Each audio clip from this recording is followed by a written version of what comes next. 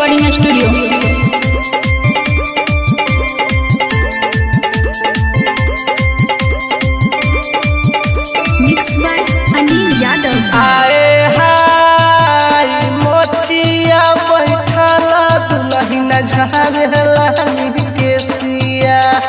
मचिया बैठल दुलहिन झारेलानी के सिया परी गेलै सुगना पर नजरिए हाय हाय हाय तोहर के देवर सुगनो दही चूड़ा भोजनो तोहर के देवर सुगना दही चूड़ा भोजनो अलाई दही के खबरिए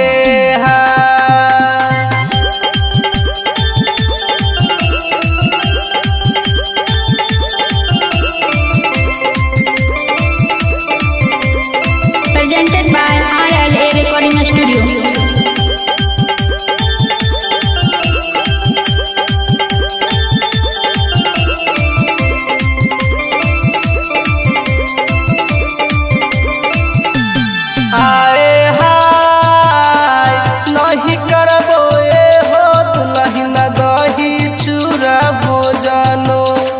नहीं करबो हो दुलहिन दही चूड़ा भोजनो आ नहीं रे लइबो राना के खबरिए हाय आए हाय 12 बरिस रे सुगना तोहार के पोसनी 12 बरिस रे सुगना तोहार के पोसनी याद रे कहले नाम कहरमिए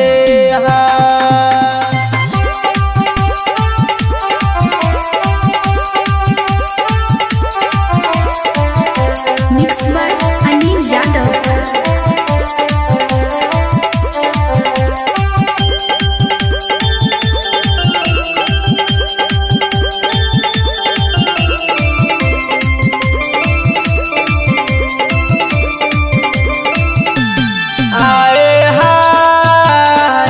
इतने बचनिया सुनी सुगन उड़ल आकाशवा इतने बचनिया रे सुनी सुगन उड़ल आकाशवा चली रे भैले राना के खंघरिए हाय आए हाय राना के खबरिया लेके सुगन जो बहले राना के खबर के सुगना जो बहले अब बैठी रे गेलै दुलहिन के आचरिए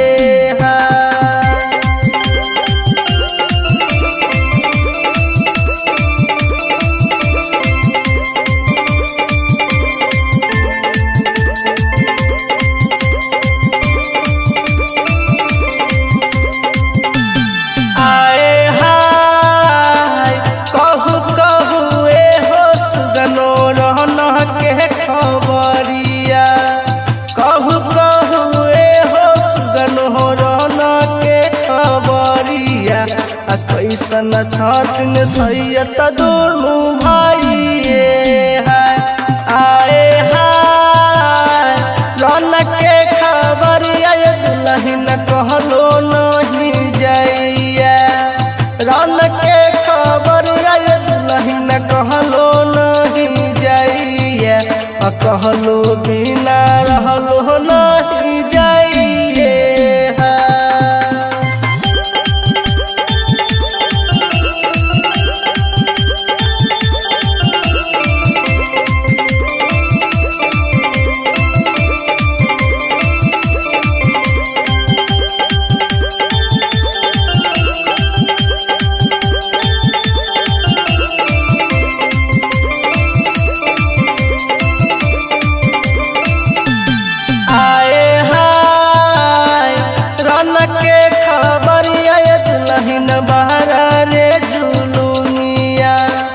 राना के खबर दुलहिन बाराए जुलुमिया से हल गिरो नदी जुबाना रे है।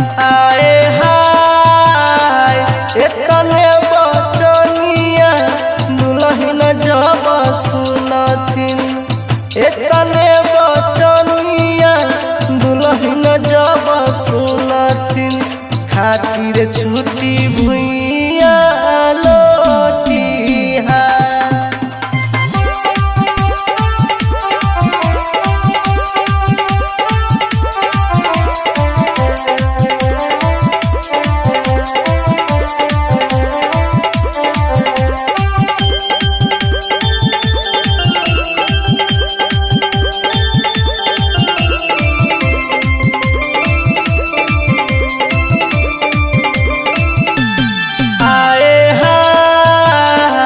इतने बचनिया दुल्हन जब सुनथिन इतने बचनिया दुल्हन जब सुनथिन फोर हिलते शंखा पुला चूड़िए हाय आए हाय।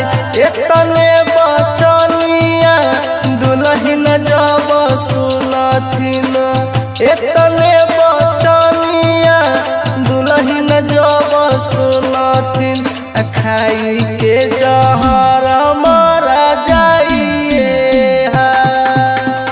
Presented by RLA Recording Studio.